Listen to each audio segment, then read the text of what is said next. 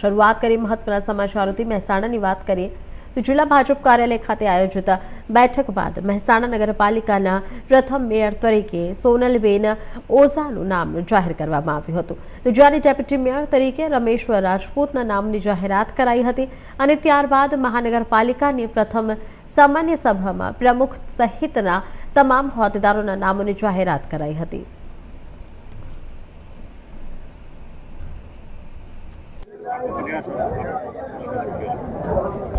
ભારતીય જનતા પાર્ટીનો અને સર્વેનો ખૂબ ખૂબ આભાર અને મને જે આપ મળ્યું છે અવસર તો એને હું ખૂબ નિષ્ઠાપૂર્વક એને કાર્ય કરીશ।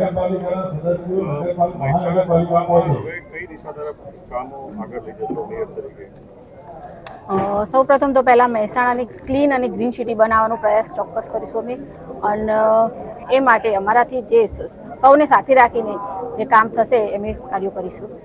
છેલ્લા એક વર્ષમાં જે કમિશનરી સત્તામાં જે કામો થયા છે એનાથી વધુ કે અથવા એના વધારો કેવી રીતે કરશો? કયા નવા કામો આપે વિચારે?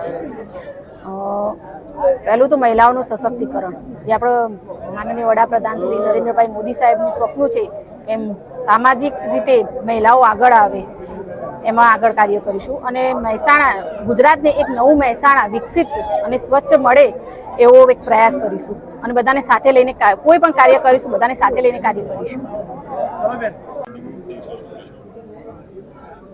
તો પાર્ટીએ જવાબદારી આપી ભારતીય જનતા પાર્ટીનો અને મોવડી મંડળનો ખૂબ આભાર માનું છું। પ્રથમવાર મહેસાણામાં મહાનગરપાલિકા થવા જઈ રહી એમાં પહેલું જ મને તક મળી તે બદલ પાર્ટીનો સંકલનનો અને સૌ કાર્યકરોનો મોવડી મંડળનો સૌનો હું દિલથી આભાર માનું છું।